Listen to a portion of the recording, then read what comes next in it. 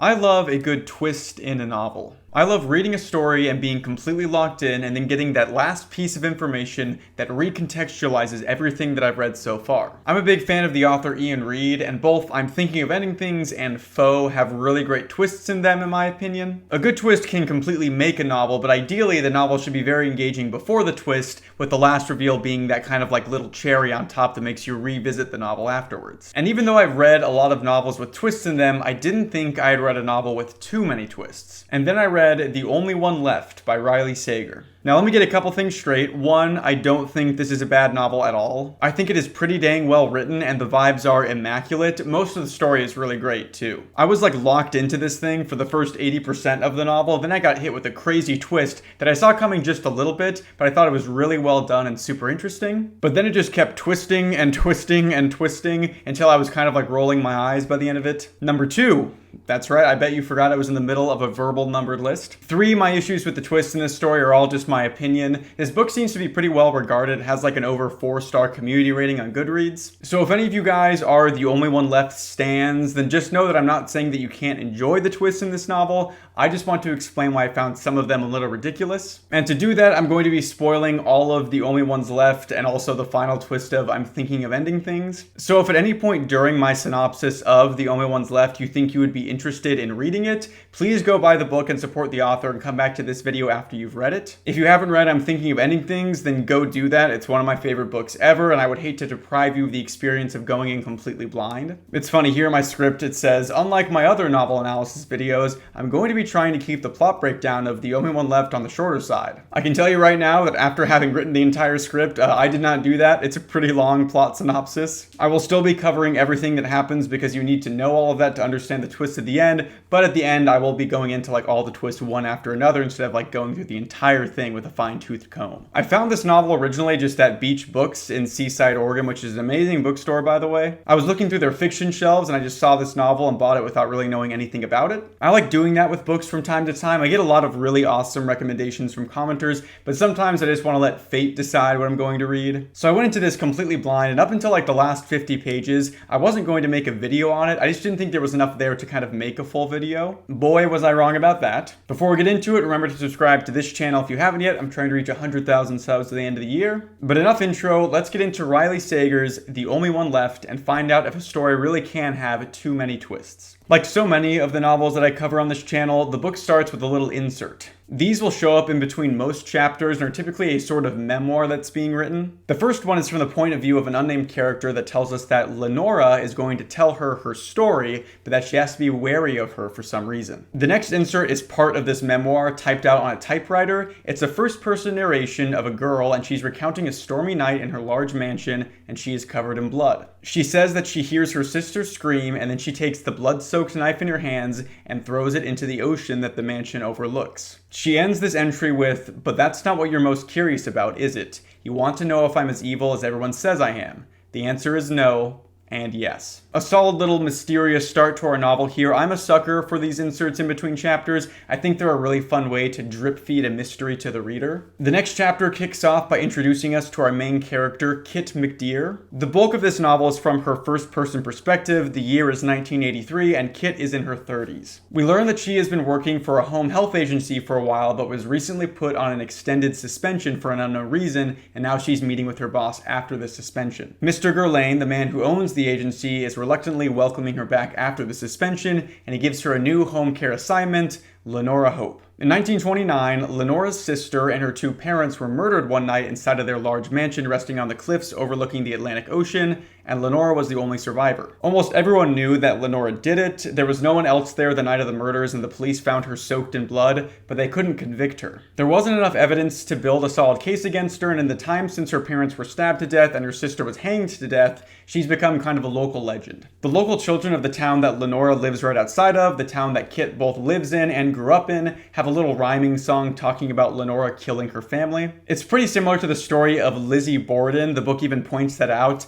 And Lenora has been a recluse living inside her mansion for over 50 years, never once leaving. Kit asks if she can have a different assignment since she's not comfortable taking care of someone who almost certainly killed her whole family, but Mr. Guerlain says it's the only one she can take. Make no mistake, there are other caregivers who could be assigned, but Kit suspects that Guerlain still resents her for the reason that she was suspended without pay, and she has no choice but to accept the position. Kit thinks to herself that she knows why she's being assigned to take care of Lenora. It's because she is the only client that no one would mind if she killed. With this, we learn that the reason Kit was suspended without pay for 6 months was that a patient she was caring for died on her watch. She was investigated by the police and other government agencies, but they could prove no wrongdoing, so she never went to jail, but everyone thinks that she killed the patient. It's a similar situation to that of Lenora's, which is a really good way to start off a story. These two will ideally be able to understand what it's like to have everyone else think that you're guilty. The issue is that Kit 100% believes, as everyone else does, that Lenora killed her family, so even though she is technically in the same situation, she's still incredibly wary of her. Kit reluctantly accepts the assignment and goes back to pack her things from her dad's house. She had to move back in with him during her suspension since she wasn't getting paid. The two of them have a strained relationship. He spends most of his days watching TV and getting mad at the rich people who have left people like him behind. And Kit is going to be a live-in caretaker for Lenora, so she packs her stuff and tells her dad that she's moving out and that she's going to be staying in a house on the cliffs. Her dad hates the people that live up on the cliffs due to their obvious wealth. He says that they don't care about people like him. He kind of talks about that a lot. That's kind of his thing. Kit also says that she's been feeling a little uncomfortable lately because she heard her dad talking to a woman that came over to their place the other night. She assumed that it was his girlfriend, but she never actually saw her, and she didn't want to talk to her dad about anything personal like that. She says goodbye to him, and he doesn't respond, and Kit goes to get in her car and runs into Kenny, her younger neighbor, who is in his early 20s. We learn that the two have been hooking up, but that there isn't really any emotional connection between the two. It was more of an arrangement made out of convenience. He does seem pretty fond of her though, almost like he's caught feelings a little bit. He says goodbye to her and she heads to Lenora's mansion, fittingly named Hope's End. It's kind of funny because that was the name that Lenora's dad gave to the mansion because he thought it sounded cool, but it definitely comes off as ominous to me. I suppose you could see it as like the end result of all your hopes and dreams, thus the mansion and wealth was what awaited the family after the end of their hopeful journey. But I think most people would associate Hope's End with like something really depressing. Kit drives to the mansion and we learn that her mom has died somewhat recently. She drives up to the front gate of the mansion and uses the intercom to say that she's the new caregiver. A lady buzzes her in and the metal gate starts to slide open, but it gets stuck. A young, attractive man arrives and says that his name is Carter and that he is the groundskeeper for Hope's End. He says that the gate gets stuck from time to time and that he really needs to fix it, but there's so much to fix and he's the only handyman, so he hasn't gotten around to it. He and Kit hit it off and he seems like a nice guy and he tells her to forget what she knows about Lenora and says that she's a totally harmless old lady. Kit is met at the front door by Mrs. Baker, an older lady who Kit guesses is around 75. Mrs. Baker is the lady in charge of running everything at Hope's End. Kit also notices that the house seems to be completely falling apart. The roof is shedding its shingles and there are cracks in some of the flooring and walls. It's definitely on its last legs. Mrs. Baker leads her through the entranceway to the grand staircase that splits off in two directions, and she points out a large portrait of Lenora hanging on the wall. And Kit thinks that Lenora looks beautiful in the portrait, if not a little sad. She notices that there are 3 other portraits hanging on the walls, but they have been covered, and they are presumably the other members of the Hope family. Mrs. Baker leads Kit into the sunroom so they can get acquainted, and they are briefly interrupted by the maid, Jessica, or Jessie. She has dyed bright red hair with 2 blue streaks in front. Mrs. Baker excuses Jessie to go clean the foyer, and she tells Kit that Lenora, who she should always refer to as Miss Hope, has had some significant health issues in the past. She's unable to speak and can just barely move her head and neck. The only part of her body that she can properly control is her left hand and arm. She says this is due to having polio when she was younger, followed by a series of strokes that have occurred since her family was killed, and Kit starts to feel sorry for her. Mrs. Baker asks her about her previous patient that died in her care, and Kit explains that she was taking care of a woman with stomach cancer who was in constant extreme pain. She'd been prescribed fentanyl by her doctor, and Kit was to administer and closely monitor the pills that she was giving her. But one night, she accidentally left the bottle in the patient's room. That night, her patient took all but one of the pills and overdosed, and Kit was branded as as the killer, but since there was no evidence to convict her, it was ruled an accident after all was said and done. She recalls her dad reading in the paper that his daughter was a murderer, and he simply looked at her and said, "What they're saying isn't true," almost trying to will that thought into reality. Mrs. Baker asks Kit directly if she intentionally left the pills out for her patient, and Kit asks her if she would believe her if she said she didn't, and Mrs. Baker says she would. She says that people at Hope's End are used to giving young women accused of murder a second chance, and Kit asks Miss Baker directly if Lenora killed her family. Mrs. Baker then asks her if she would believe her if she said she didn't, and Kit says that she would. Mrs. Baker approves of Kit, and with that, Kit signs on as the official caretaker of Lenora Hope. Kit thinks to herself and reveals to the reader that she lied about believing that Lenora didn't kill her family, and she also lied about what happened to her last patient. Mrs. Baker tells Kit that the previous housekeeper, Mary, left with no notice in the middle of the night, and she was well liked by everyone in the house, especially Lenora. She takes Kit on the rest of the tour through the house, and we meet Archie, the chef who looks to be in his 70s and has been working at the house for decades. We learn that Mrs. Baker was hired on to be both Virginia and Lenora's tutor almost 60 years ago, and that she has stayed on ever since the tragedy. By the way, I don't think I mentioned it before, but Virginia is Lenora's sister. She was found hanged in the ballroom the night that the tragedy happened. Mrs. Baker tells Kit that Lenora lives on the second floor, and this confuses her. She asks her if there's an elevator in the house, and Mrs. Baker says that there isn't. Kit asks how she is going to bring Lenora outside, and Mrs. Baker says that Lenora never goes outside, and that those are her wishes specifically, and she shouldn't question them. Kit accepts this verbally, but is weirded out by the fact that Lenora has spent the past 5 decades inside, because all of her other patients go outside at least once a day. It's kind of essential to them. But with this, we now have our main cast of characters that live in the mansion: Kit, Mrs. Baker, Jessica the maid, or Jessie, Archie the cook, Carter the handyman, although he does live in a small house on the grounds and not in the big mansion itself. And of course, we can't forget about Lenora or Miss Hope herself. And besides the mansion characters, we have Kit's dad, her neighbor Kenny, and Mr. Gurlane, which is Kit's boss. I just want to make sure we're all aware of all the characters in the story because it can get a little confusing going forward, but let's continue on with the story. Mrs. Baker takes Kit to her room, which is conjoined with Lenora's. She gives her a nurse's uniform to wear, and Kit puts it on but feels a little strange doing so. Another oddity of Hope's End is that the house seems to be tilting towards one direction. Mrs. Baker tells her that the cliff that the mansion is on has been slowly eroding over time. This obviously worries Kit, who asks if it's safe to be living here, and Mrs. Baker tells her that Lenora has always lived at Hope's End, and that's where she will always stay. The two of them enter Lenora's room, and she is sitting in the corner of her room in her wheelchair. Kit makes note of her piercing green eyes. Kit introduces herself with her full name, and Lenora's eyes look into her own. She looks intrigued at this, and Kit asks her if she would like to care for her, and Lenora nods. We get another insert where the author writes to whoever is helping her type. She says that all these words are her own and that she's only typing them because she wants to tell the truth. We can assume from this that Lenora is the one typing these memoirs. She talks about sitting for her portrait that now hangs in the foyer. A young man named Peter painted her, and she thought that he was attractive. She talks about how her sister hung around Peter and seemed to take joy in stealing him from her.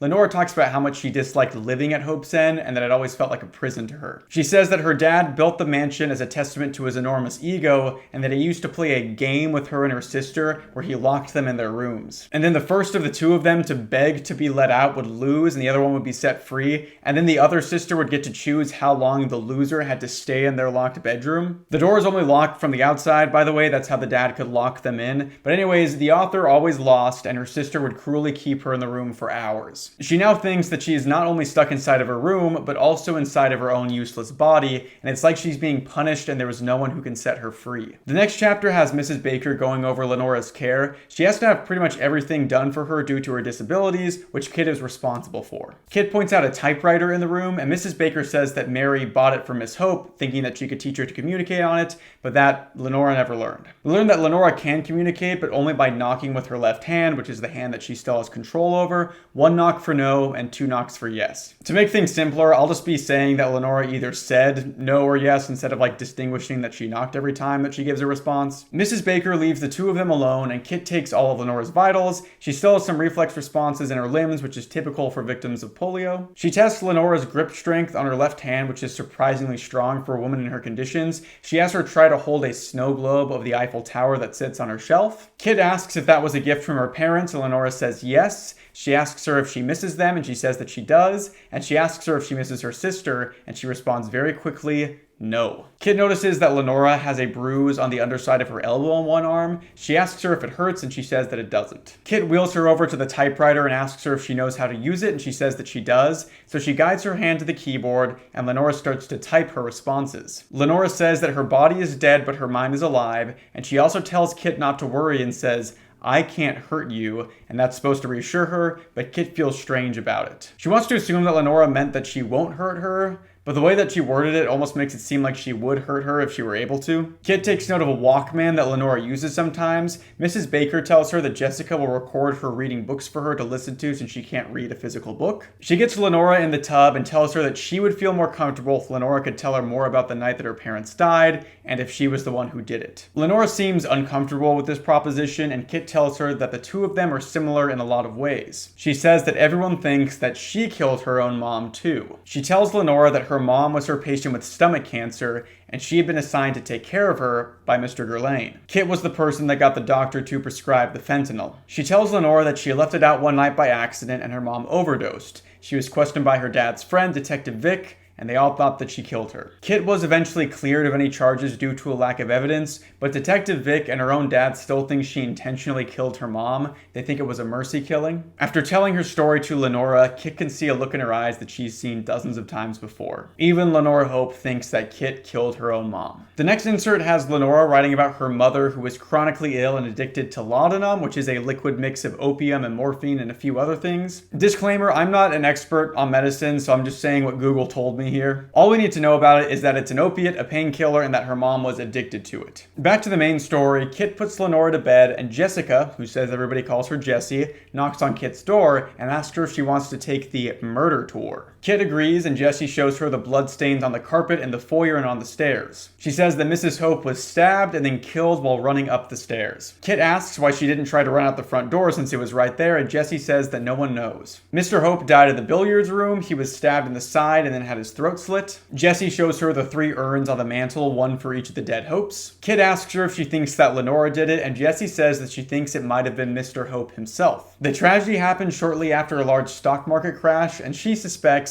that he tried to kill his family and then himself because he had lost all of his wealth so suddenly. Kit doesn't agree with this since the knife that killed them was never found. She asks why Lenora wouldn't be dead if her father killed the other members of the family. Jessie agrees that this is kind of a flaw in her thinking and says that Mary, the previous nurse, thought that Lenora was covering up for the actual murderer, the artist who painted the portraits, Peter. She takes her to the ballroom where Virginia Hope was hanged, and Kit sees the chandelier that she hung from and has a pretty hard time picturing Lenora setting up this elaborate of a murder by herself. She voices these thoughts to Jessie, who suggests that they ask Virginia themselves, and she gets a Ouija board from her room, and the two of them sit down to start using it. They ask if there's a ghost there, and the planchette moves to yes. They ask if it's Virginia, and it also moves to yes. They ask her if Lenora committed the murders, and the planchette goes to no. And Kit is certain at this point that Jessie is just moving it. All of a sudden, Jessie looks straight up in horror at something behind Kit. Kit turns around, obviously terrified, but nothing is there, and Jessie starts to laugh at her and say that she was just pulling a prank. The two of them head back up to the rooms, and Kit still isn't used to the slanted house and kind of feels like she's constantly walking around drunk since she's always losing her footing and her balance. She says goodnight to Jessie. Kit picks up the phone in her room and calls her dad, and he answers, and she can hear a woman in the background. She assumes that it's just the TV like it always is, and she hangs up without saying anything to him. The call light goes off in her room, which means that Lenora needs her. She opens the door to the adjoining room and asks Lenora if she had a nightmare, and Lenora says that she did. Lenora signals that she wants to type on the typewriter, and Kit brings her over there. Lenora tells her that she won't hurt her and that she's worried if she scared her before. She asks if she's heard the song about her, the rhyme that all the kids sing, and Kit says she has. Lenora tells her that she wants to tell her everything about the night that her parents died. Kit says that she wants to hear, and Lenora says that they can start in the morning.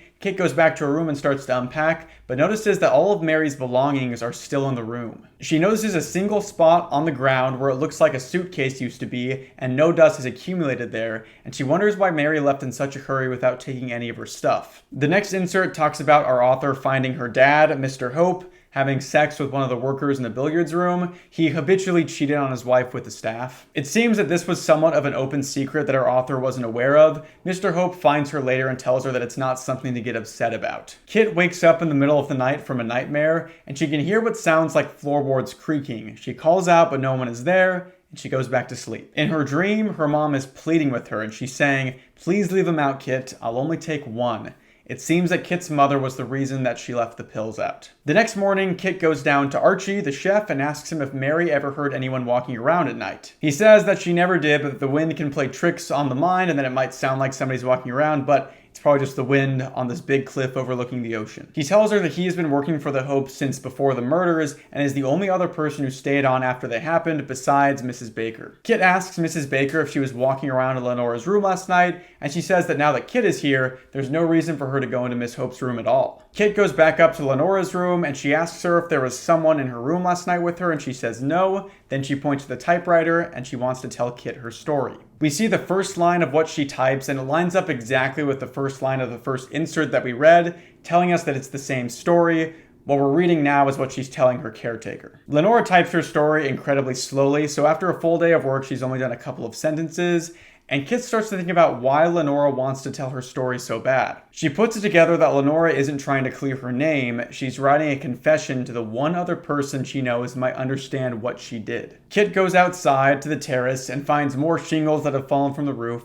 and she also finds a small metal piece that looks like a bent paperclip. She also notices what looks like someone standing near Lenora's window when she looks up. She's staring up at it and can't make out who it is, but while she's looking, she starts to fall over. The entire cliffside is slanted, and she loses her balance when a gust of wind pushes her over into the railing overlooking the water. It's a long drop down, like it would definitely kill you, and she almost falls. She manages to catch herself, and then Carter, the groundskeeper, comes out of nowhere and mistakenly calls her Mary. The two of them go back to his place so they can get to know each other more. Carter says that he was a bartender before he worked at Hope's End and that he loved his job, but he had a friend who got him the gig at the mansion and he likes it all right here now. Kit asks him who he thinks murdered Lenora's family, and he says that he thinks it was one of the old groundskeepers, Ricardo Mayhew. He says Ricardo was there the night of the murders and that he was never questioned because he went missing that night. Carter thinks he killed the entire family. He still can't explain why Lenora would have been the only one left, but Kit thanks him for the information and heads back up to Lenora's room, and she asks her about Ricardo. Our next insert has the author again describing how much she disliked her life at Hope's End. She recounts a time that she went outside and stood on the railing overlooking the cliff, the same railing that Kit almost fell off of. She thought about jumping for a second, but was found by a handsome young man who talked her down and seemed a little bit flirtatious with her. She says that his name was Ricky. Back to the main story, Kit asks Lenora if she knew what happened to Ricardo, and she says that she doesn't. Then she just asks her straight up who committed the murders, and Lenora types that she can't tell her that yet. She says that there are more things that she has to know before finding out the truth. Kit thinks to herself that she knows why Lenora hid the bloody knife. It was to protect someone. She thinks that Lenora was in love with Ricardo Mayhew. Through that last chapter, we also learned that Mary said that she would sometimes see the ghost of Virginia walking throughout the halls of the house.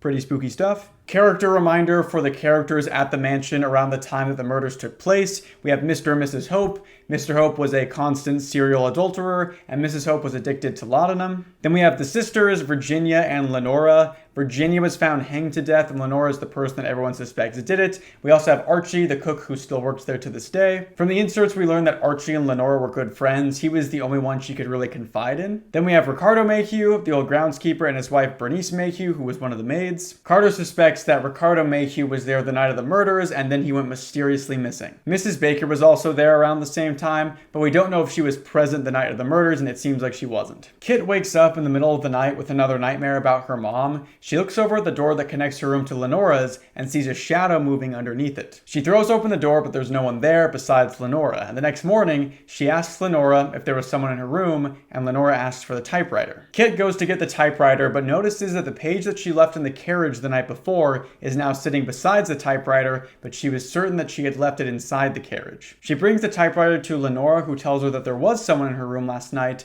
someone who was there many nights, and she says it was Virginia. Kit is thoroughly freaked out by this and calls her boss. She asks him for a new assignment, and he says that he can't give her one. She either stays at Hope's End or she quits. She knows that she doesn't have the money to support herself, so she says that she'll just stay. She'll just have to save up enough money until she can afford to leave. She goes back outside to the railing on the terrace that she almost fell over the other day, and she looks down and notices something in the sand far below her. It's a human hand almost completely buried in the sand, and she realizes that she's looking down at the corpse of Mary, the previous caretaker. The next chapter finds Kit in the sunroom being questioned by Detective Vic. He seems suspicious of her finding her second dead body over the course of a year. Despite this weird situation, Vic says that they are pretty sure that Mary committed suicide. Kit isn't so sure, but Vic seems pretty convinced of this, and he asks her why she suspects foul play. She tells him how Mary seemed scared right before she disappeared and how she thought she saw Victoria, but Detective Vic isn't having any of it. He says that unless she knows someone that can confirm these scared feelings that Mary had, then he's not interested.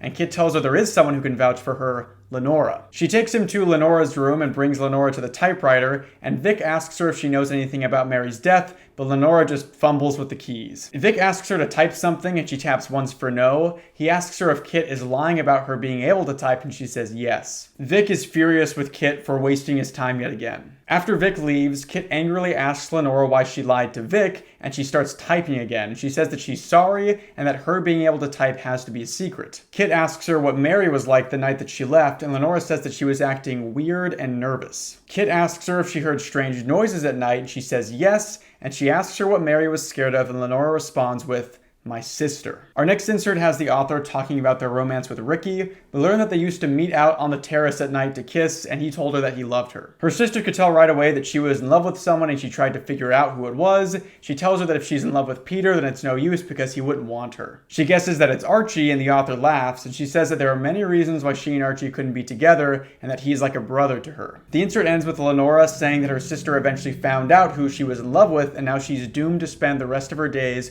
walking the halls of Hope's End. Kit goes to Jesse's room to check up on her and ask if Mary seemed off before she disappeared. Jessie is distraught by the fact that Mary is dead, and she says that she seemed very scared before she left. She mentions that the two of them used to joke a lot about seeing the ghost of Virginia Hope, but then Mary got very serious about that subject all of a sudden and wouldn't make those jokes anymore. Jessie shows Kit a Polaroid that she took of Mary and Lenora using the typewriter, and she says that Mary was very mad that she took it. This presumably lines up with Lenora saying that her being able to type has to be a secret from everybody. Kit thanks Jessie for the Polaroid and leaves with the knowledge that Lenora must have also been telling Mary her story before she died, like she's doing now with Kit. We get a tiny insert that reveals that the inserts we have been reading are not in fact what Lenora wrote for Kit. They're what she had written for Mary before she died. But given that the two accounts start with the exact same first line, we can assume that they would contain the same content. It's just important to know that we, as the reader, know more of the story than Kit does at this point. Kit goes to talk to Lenora and asks her if she was typing her story with Mary, and she says that she was and that she finished it the night that she died. Kit is now worried because it seems like Mary's knowledge of what really happened the night of the Hope family murders put a large target on her back. Lenora says that she thinks Mary was killed and tells Kit that Mary hid the transcript of her story in her room,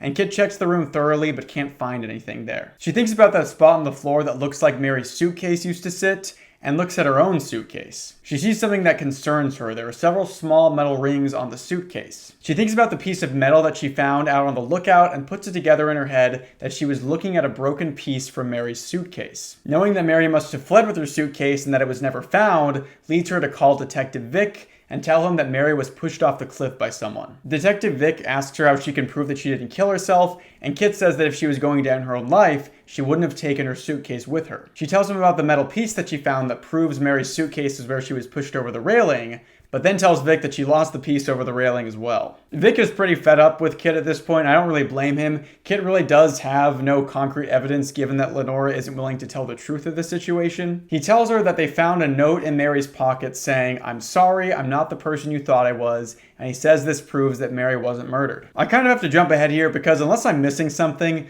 Vic is supposed to be just like a normal detective. I thought for sure he had something to do with Mary's death. He just seems so willing to close the case immediately and not even look into the possibility that she may have been murdered. I get that Kit isn't like super trustworthy, but it's still a little odd. Kit asks Vic if he knows anything about Ricardo Mayhew. She says that he and Lenora had an affair when they were younger, and Vic reveals that he worked at the mansion when Ricardo did. He says that Ricardo was never found after the murders and that no one reported him as being there that night. He tells Kit to stop bothering him with her made-up story. Kit angrily hangs up and sees that Carter has been listening in on her conversation. The two of them head back to his little house on the grounds to get a drink. He tells Kit that he used to work at a bar in town and that the real reason he is working at the house is because one of his usual customers was the old groundskeeper. He told him that Carter really needed to work there for a specific reason, and Carter pulls out a Polaroid of a young, pregnant Lenora Hope. Our next insert has Lenora revealing to Mary that shortly after she and Ricky started their affair, she got pregnant. And Ricky was actually excited at the prospect of being a father. He said that he always wanted to be a dad, but then he got really mad at himself for not having enough money to support the two of them, and Lenora says that she can help with that. This makes Ricky very upset. He starts talking about how Lenora and the rest of the Hopes don't know what it means to work for an honest living, and he's just kind of like irate at this point. Lenora starts to cry because she's kind of scared, and Ricky calms down and tells her that it's all right, and that he'll figure something out, but that he doesn't want to take any money from Lenora's dad. Lenora reveals to him that her dad is actually running out of money, and that she and her sister are set to inherit massive fortunes from their grandparents once they turn 18. She then writes that Ricky did end up figuring something out, and that nearly everyone at Hope's End was partially responsible for the murders, and now she is cursed to suffer because of it. We go back to Kit and Carter says that his mother was left on a doorstep of a local church, and that he never knew his grandfather, and he thinks that that was Ricardo Mayhew. He wanted to be sure of this, so he told Mary, who was going to get a blood sample from Lenora the night that she died, and Kit thinks that it must have been someone on the inside that killed her. Carter says that isn't necessarily the case, because on the night that Mary died, he left the front gate open so anyone could have come in, and Kit asks why someone would want to kill Mary. Carter explains that if he really is Lenora's grandson, he would be the only surviving heir to the Hope fortune. He suspects that Archie or Mrs. Baker is currently in line for the fortune as it stands right now. So if no one ever found out about Lenora's secret baby, then they would be able to pocket the inheritance,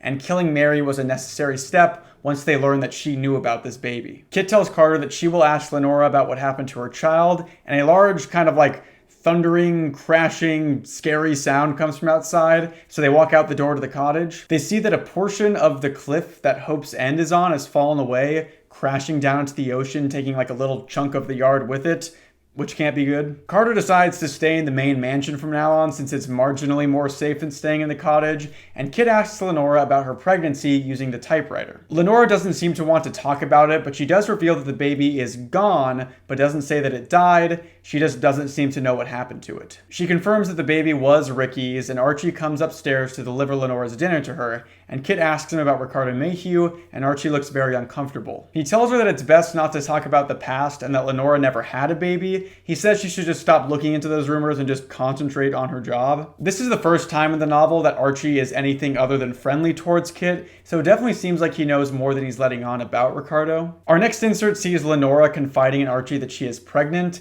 We learn that he is in some sort of situation that could also be seen as scandalous, but we don't know what yet. We also learn that Ricardo Mayhew's wife, Bernice, also works in the manor, so he has to kind of sneak around to continue his affair. Archie seems to kind of just disapprove of the whole situation. He tells her that he knows a doctor in town that can terminate her pregnancy, and that several of the maids have been to him after getting knocked up by Mr. Hope. And the insert ends somewhat ominously by Archie telling Lenora that if anyone tries to hurt her or her child, he wouldn't hesitate to kill them. Back in the present day, Carter comes by to ask Kit about what Lenora told her. Kit kind of wants to have this conversation in private, so she puts the headphones over Lenora's ears and hits play on the Walkman for her. Carter and Kit talk about what she told him, and Kit says that she doesn't really have any new information for him, and that they can't confirm that he is related to Lenora. Carter leaves and Kit checks on Lenora, but the Walkman has stopped. The strange thing is that the tape didn't run out, it stopped because somebody pressed the button down, and Lenora is currently holding the Walkman in her right hand. And if you remember, Lenora is not supposed to be able to use her entire right side of her body at all. Kit struggles with this new information. She takes the Walkman to her room and tries everything she can to accidentally get the tape to stop,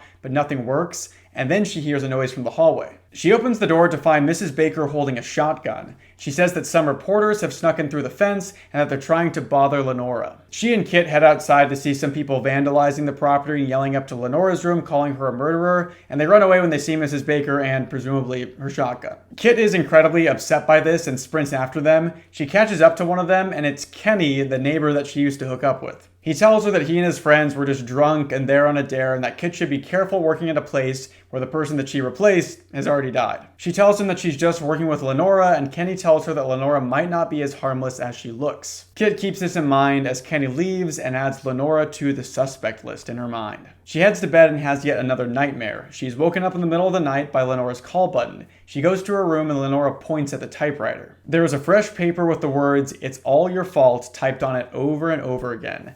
Kit asks if her sister did it, and Lenora responds with yes. Kit calls all of the staff into Lenora's room and asks them who wrote the lines on the typewriter.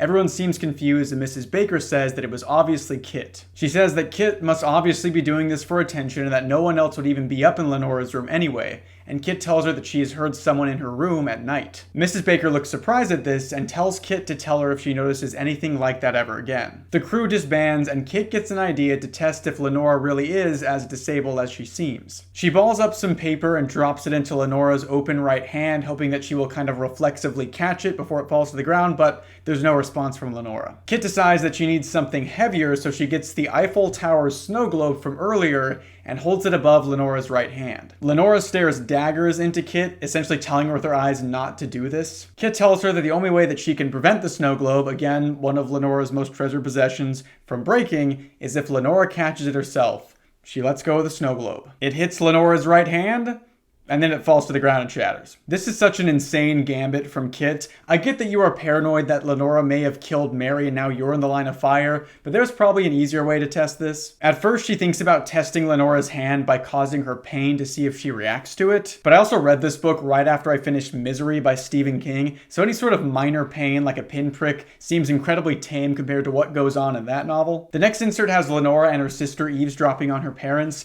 We learn that they never really loved each other and that Mr. Hope is pretty much broke at this point. He wants to take control of the inheritances promised to Virginia and Lenora, but Mrs. Hope disagrees, and we then learn that Lenora is not Mr. Hope's real daughter. It seems that Lenora's sister already knew that, and she acts pretty callously towards her when she's shocked to hear this new information. She goes into her mother's room to ask her if it's true, and her mother confirms that Lenora isn't Mr. Hope's child, and that she had an affair since she never really loved him at all. As she's saying this, she starts to faint. Lenora hears something crash and sees that her mother has drunk the entire bottle of laudanum, nearly killing herself in the process. Back in the present, Lenora is obviously pissed at Kit for breaking the snow globe and is giving her the silent treatment. I guess as much of a silent treatment as you can give somebody when you can't physically talk, but she's like not looking at her or giving her any of like the knocking responses. You know what I mean. Kit apologizes several times before asking her if there's anything she can do to make it up to her. Lenora says that she wants to go outside, and this shocks Kit since Mrs. Baker had told her that Lenora staying inside was her own choice, and Kit asks if Mrs. Baker lied. Lenora confirms that she did and that she has wanted to go outside for a long time,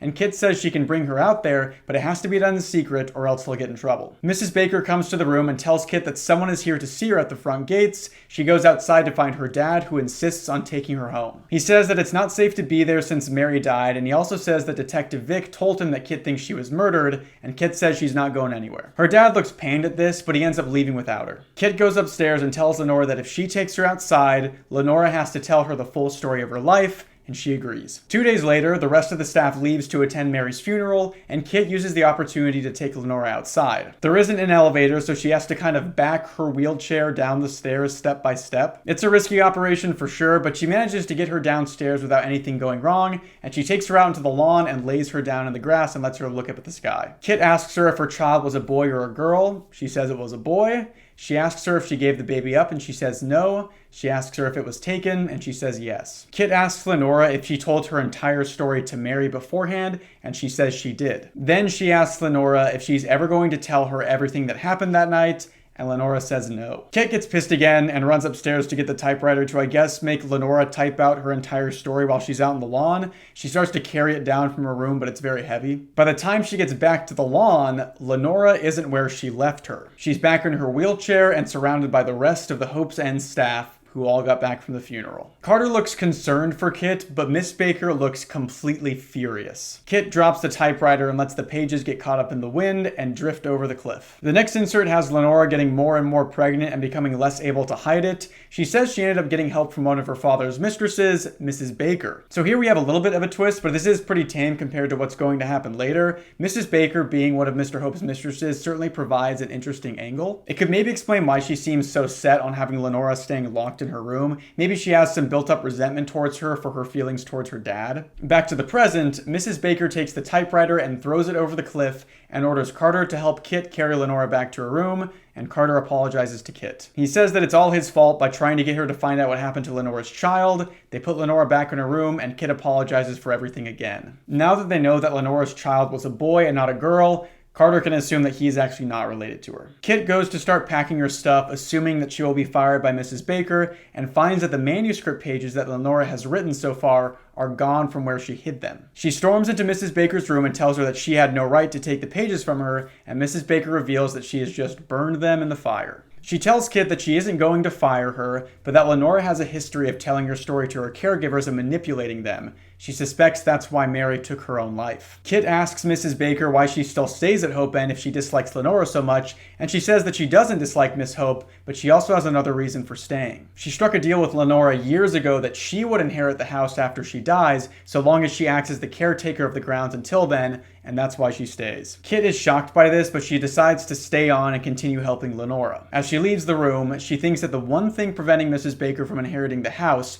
would be the appearance of an heir to the fortune. And in Kit's mind, this moves Mrs. Baker up to being the prime suspect of Mary's murder. The next insert has Lenora asking Mrs. Baker to help her with her pregnancy. She tells her that if she doesn't, she will tell her mom about her affair with her dad. Mrs. Baker says that Mrs. Hope already knows about the affair, and Lenora says that she'll tell Bernice Mayhew about it and that she's the biggest gossip on the staff. This makes Mrs. Baker upset, and she reluctantly agrees to help Lenora, and Lenora says that she didn't realize it at the time, but making a deal with Mrs. Baker was like making a deal with the devil. Kit thinks that Mrs. Baker must have hid some evidence of her potentially killing Mary in her room, so she decides to sneak into it while Mrs. Baker is downstairs. She doesn't find anything of Mary's, but she does find several cashed checks written to a local retirement home, and she finds this odd since Lenora has been staying at Hope's End. She also finds a picture of who she assumes to be Mrs. Baker's widower, and as she's snooping through her stuff, she hears Mrs. Baker approaching the room. With nowhere else to run, Kit climbs into the wardrobe. Mrs. Baker walks into the room and she's clearly drunk. She puts on a record and starts dancing, moving towards the wardrobe. Just as she's about to open it, a very loud rumble is heard throughout the house. She quickly runs out of the room and Kit follows behind her once the coast is clear, and they hear Archie and Carter yelling about something. They go outside to see that a large crack has formed in the ground of the terrace,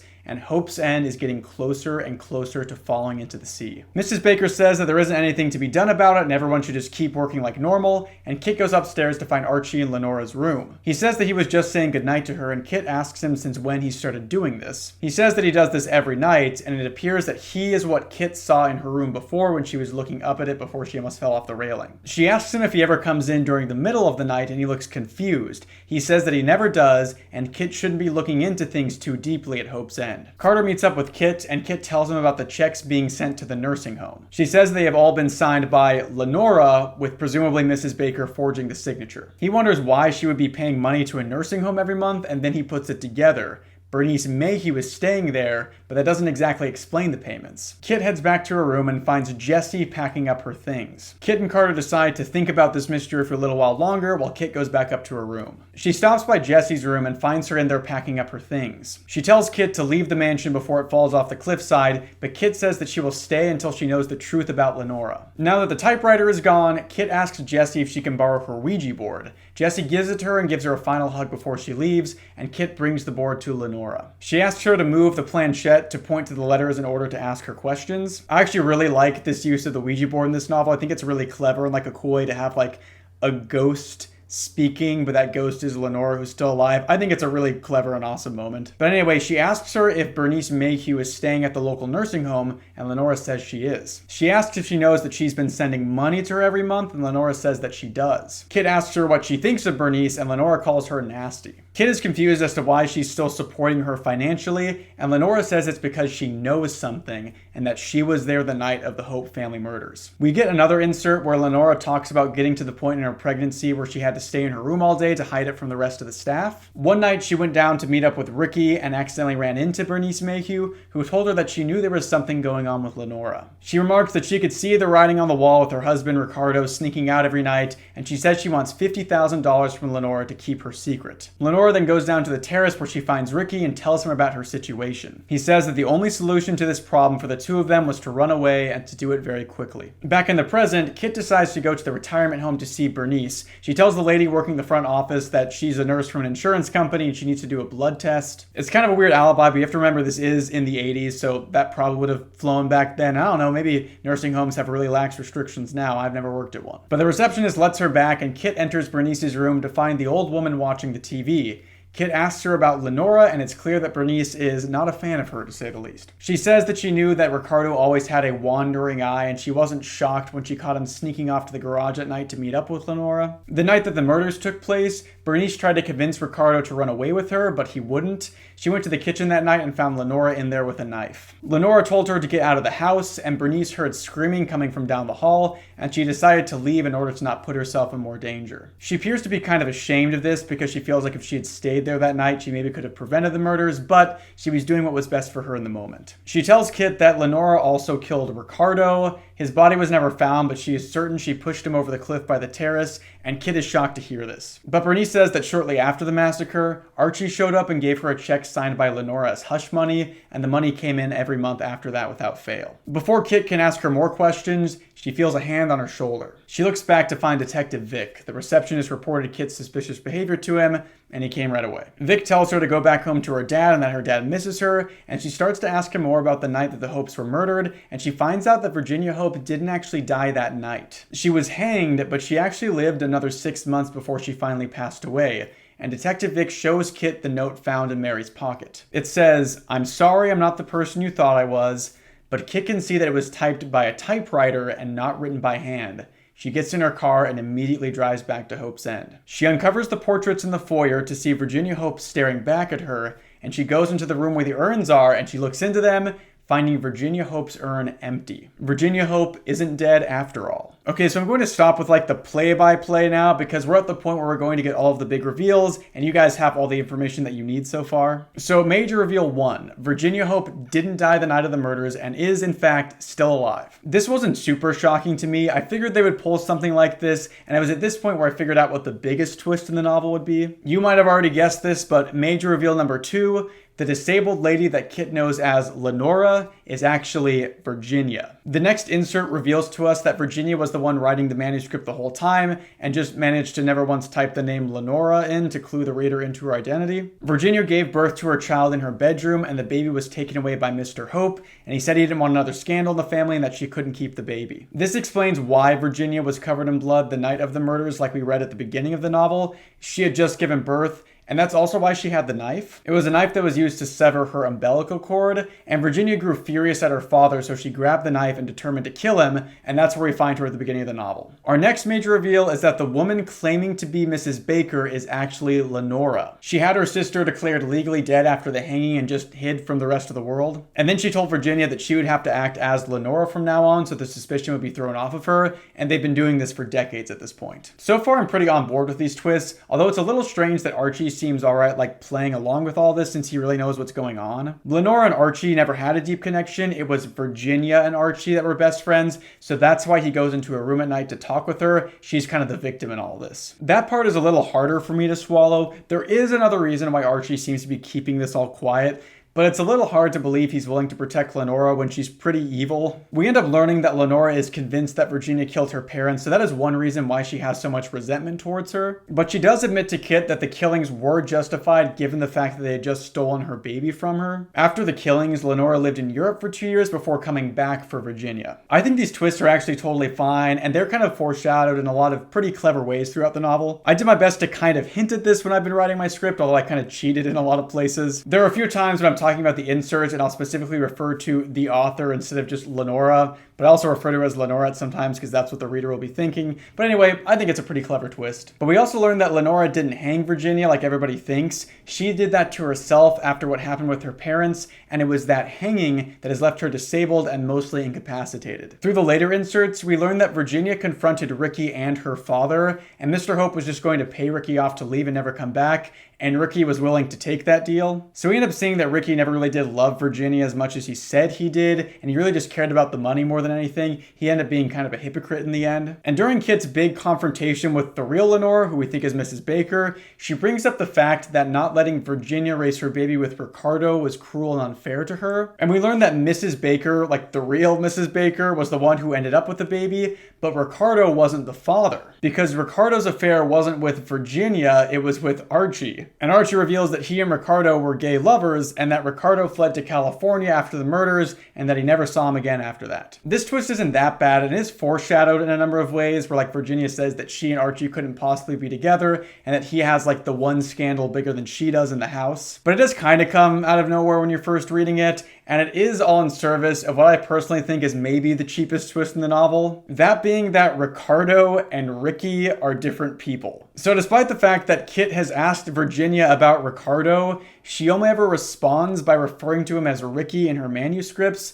It feels like a little bit of a cheap shot at the reader. And some of the inserts are kind of annoying to read the second time through because Virginia writes so specifically so that she doesn't give away any of the identities of the people she's writing about. And I get that she wants to keep the secret for Archie and she didn't want Mary knowing that she was Virginia and that Mrs. Baker was Lenora. That all makes sense to me. But the fact that Virginia never clarifies that Ricky isn't Ricardo, even though they talk about him a lot, feels strange given the fact that Ricardo ends up not being like a super important character. And I get that she wants to keep all these things a secret, but if you're essentially being held prisoner by your sister for decades, maybe being a little bit more direct with your caretaker would be a better move. But anyways, Ricardo is out of the picture now. It's just Ricky who's the scumbag that takes the payoff from Mr. Hope to leave and never talk to Virginia again. Kit figures all of this out from her conversation with the real Lenora, and then she says goodbye to Virginia and leaves Hope's End to go live back with her dad. She's just kind of fed up with everything at this point. She like knows all the secrets and is like, everybody's been lying to me all the time, so I'm just done with this. It's honestly a pretty respectable decision. She picks Carter up on the way there and explains the entire situation to him on the car ride to her place,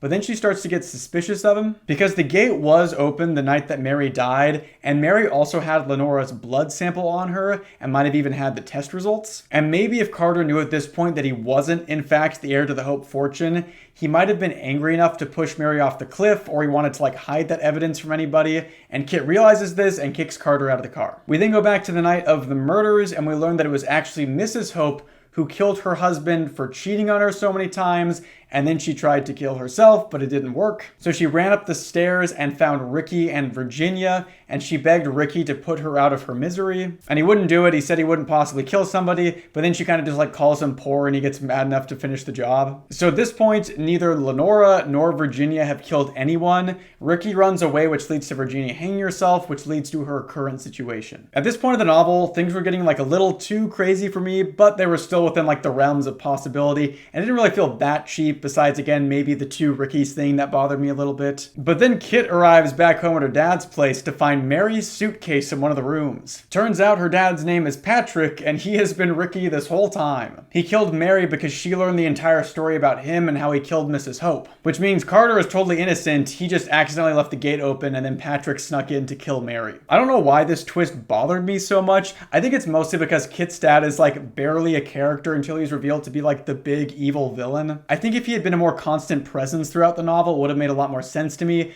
but it just kind of feels like it comes out of nowhere. But anyway, Kit finds this out, so she goes back to try to explain herself to Virginia and potentially save her, but then her dad sneaks in, so she hides in the shadows of the room. And her dad starts to tell Virginia that he's going to kill her because she told Mary about what happened, and she actually knows what happened with him that night and all that kind of stuff. She's like the mole and all of this. So he starts going on this evil monologue where he like reveals all of his plans out in the open. And he talks about how he didn't know Virginia was alive until Mary confronted him. And he says, so smug, acted like she was so smart. She didn't know the half of it. And then Kit emerges from the shadows and literally says, but I know all of it. And I don't know what it was about the end of this novel, but like, it had been pretty grounded and subtle and realistic with an interesting mystery to this point, but then it just switches tones so suddenly after this reveal. I really liked how Virginia and Kit mirrored each other as women accused of murdering their own parents, and we learned that while they didn't murder them, they were somewhat responsible for their deaths. And I think that still works pretty well thematically when we learn that Patrick was actually the one who killed Mrs. Hope.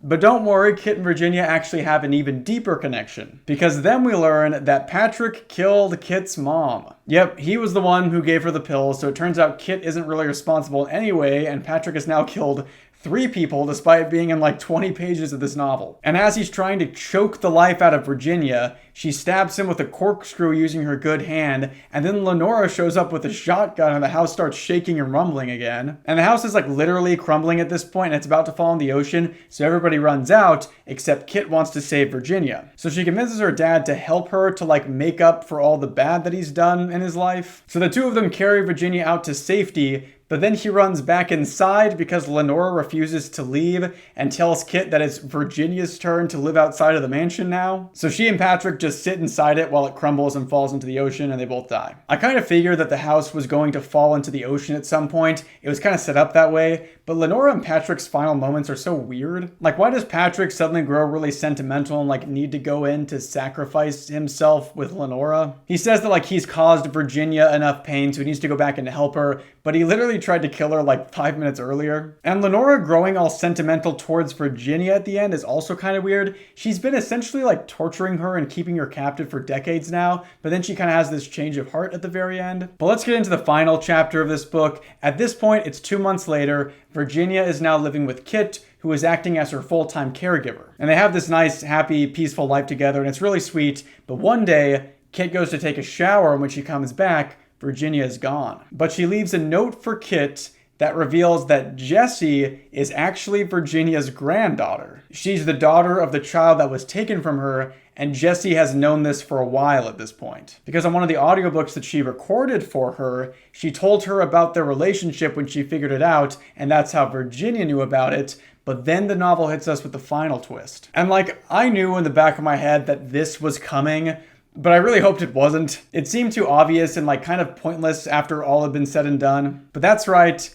Virginia isn't disabled after all. She can actually walk around and talk and use all of her limbs. She was originally disabled after her suicide attempt, but she got her strength back and has just pretended for decades to be incapacitated. And she tells Kit that this was all because having Lenora have to stay at Hope's End to look after her kind of like incapacitated and make her sister be like a prisoner. It's kind of some weird logic, and I don't think it makes a whole ton of sense in my mind. And it's also weird that Virginia has been able to fake the inability to like use or feel in most of her body for decades at this point, despite the fact that she's been looked over by many different caretakers. It's also weird that she didn't think it prudent to like stand up and get out of Hope's End as it was literally crumbling and falling into the ocean. She just waits for Kit and Patrick to carry her out. She's really committed to the bit at that point, I guess. But this does explain that the footsteps in her bedroom at night were really just her like standing up and walking around. And when she told Kit that Virginia was in her room many nights,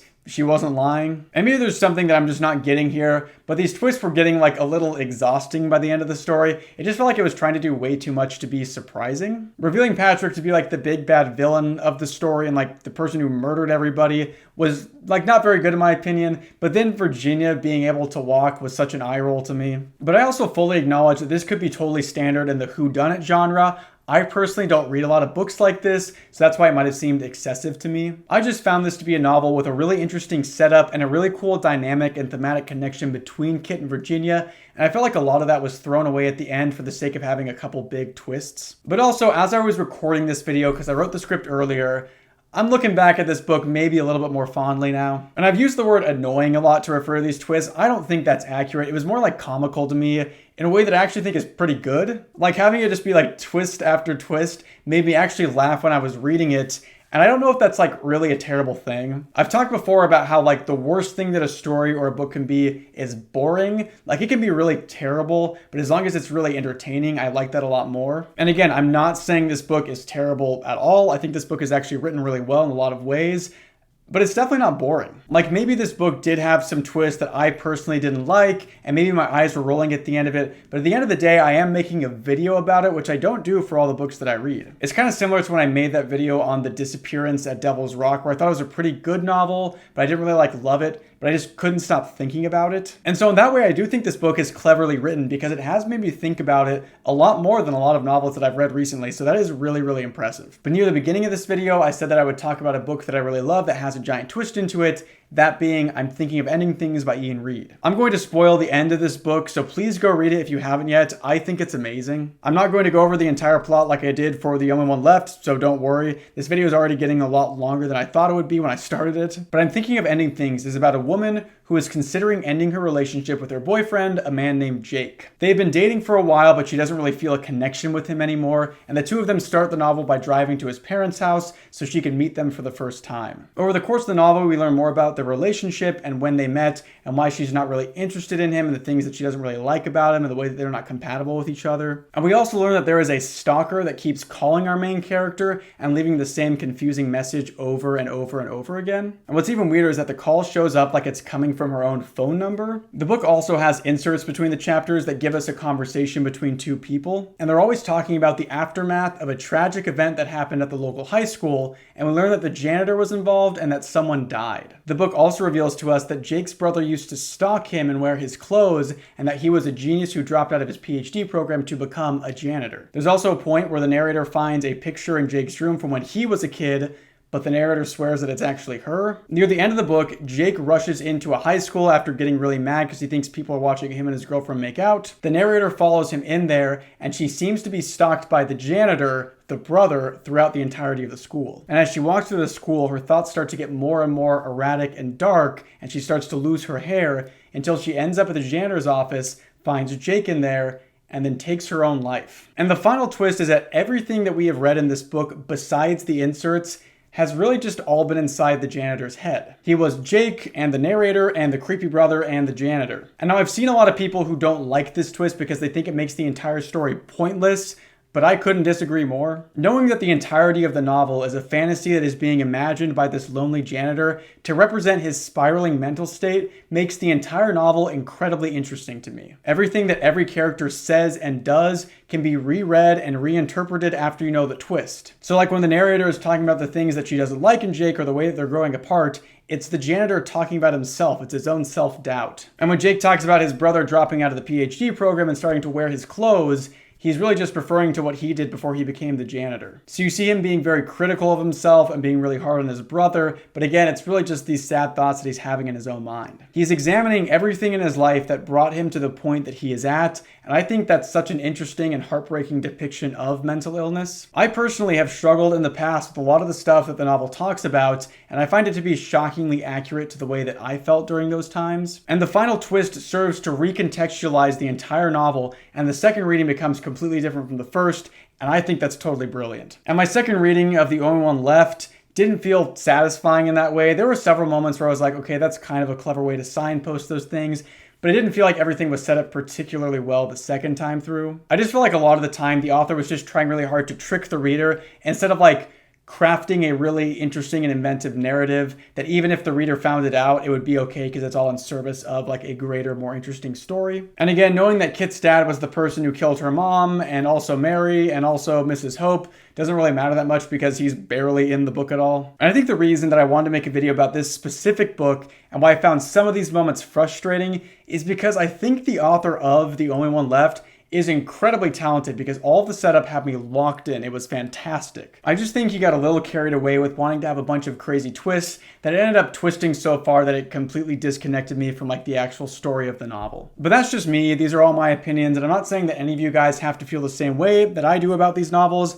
I just really needed to talk about it. Like I said at the top, I love a good twist in a story. I think a great twist can elevate a story and give the audience a reason to keep revisiting it over and over and over again. So if you guys know of any books or stories that have really great twists in them, then please let me know in the comments without spoiling the twist, obviously. I'm starting to run pretty low on reading material, so I need to start building up another stack of books to make my way through, and I appreciate all the help I can get from you guys. But let me know what you thought of the twists in The Only One Left, and I'm thinking of ending things, and also what other books I should cover on this channel. If you've watched this entire video, then thank you so much. I love making these literature videos, even if they don't capture as wide of an audience as my creepypasta videos do. If you haven't subscribed yet, then please do. I'm trying to reach 100,000 subs by the end of 2025, and also check out my new Let's Play channel that I'll link in the description. If you want to support me further, then please consider becoming a channel member for just $3 a month. You'll get access to my Discord, members-only videos, early access to all my videos, and access to my members-only book club. You'll also get your name in the credits of all my videos like you're seeing right now on the screen. A massive thank you to all my gold tier members: Amanda Mapes, Lucas Fernando, Chris Lamb, Ezra, Silent Trails, Blue Radio Media, Tyler the Leper, Vix Corner, Mishjoy16, Coco Boko, Cherry Shark, Moonson Vlog, Starlight Pink, Jack Zamora, Amanda Castillon, Lexi, Arcade Link Author, Pyrocat B, The Official Gar, YBAB Flow High, Zapodapos, Semra, Laura Gonza, Flora Paz, Rafael Sampiao, Classic Pats Games Plus, Miranda M, Lemonade Slug, Heat O'Brien, Ben Best, Marin Elizabeth, and Exodum, Sumstar, Digital Fox 615, Issa, Yutan, Sherbert, Amelia Nomura, Temple, LA Jupiter Rainstorms, Gambit, Junie, Leah, Maddie, Ellis Hale, DG Plasm, Vesper, Jess, Miley Abigail Wagner, Sunray Productions, Canadine, and Emma Geese. Thank you so much to all of the channel members for all of your support and for making it possible for me to make as many videos as I do, even if I'm kind of slowing down my upload schedule a little bit at this point. These videos do take a lot of work to script and then edit and then record. I do it all myself, but you guys make all of this worth it to me. And now it's time for some Davis Morgan lore, but this time I just want to talk about some of my personal favorite YouTube channels, since that's a question I get asked from time to time. I personally have a few channels that I watch pretty consistently. I really enjoy Mert KK, who covers a lot of like extreme horror and horror video games. She's awesome. I also really like Jenny Nicholson's videos. I mentioned that in the Abandoned by Disney video. And I also love Sagan Hawks, who I've also mentioned before. I like Yesterworld, Defunct Land.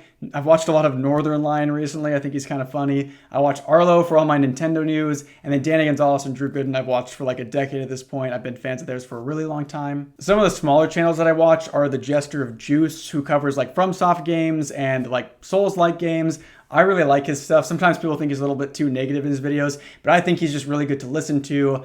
I think sometimes he's like a little bit more critical about stuff than I am, but I like listening to that. I think his videos are really high quality. I also really like Ratat, who covers mostly like horror video games. And then a new guy that I found recently that my brother showed me is Loot, and he does like retrospectives of very specific games that I played a lot as a kid, like Sonic Adventure 2 and Star Fox Assault. His videos are really great, super high quality. I also really like Beige Frequency and The Elephant Graveyard, who both make a lot of videos about like modern day comedians, and they kind of point out some of the hypocrisy that a lot of like really famous comedians now have, like people like Jerry Seinfeld now, or like Joe Rogan and stuff. I think it's interesting how they pick apart some of their like comedy acts. I find that really interesting. No hate if you like those comedians or anything. I just think it's really interesting to kind of pick that apart, because not a lot of people are really doing that like in a structured way like these channels are doing. I also started recently watching a guy named Oki's Weird Stories, who is really cool. He makes these like big documentaries essentially. He had like a 2-hour one on Ammon Bundy and the whole Bundy family.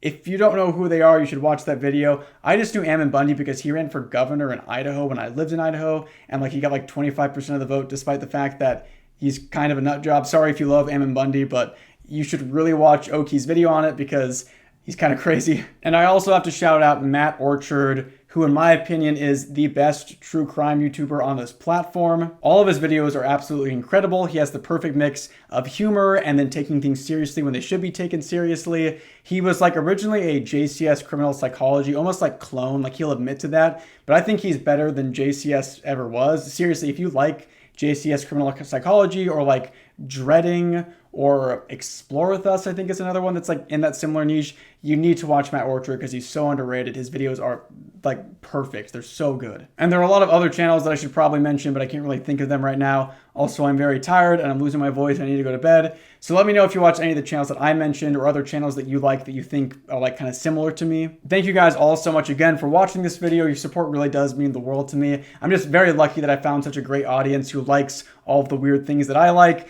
There's going to be a lot of really interesting stuff coming in the future in terms of video for me. One video that I'm very excited about that has a really weird concept to it, and I think people will just think it's really weird and maybe they won't get it, but I'm hoping you guys, I'm liking what I'm going to do because it's going to take a lot of effort, but I'm very excited about it. But that's it for this particular video, so I'll catch you in the next one. See ya.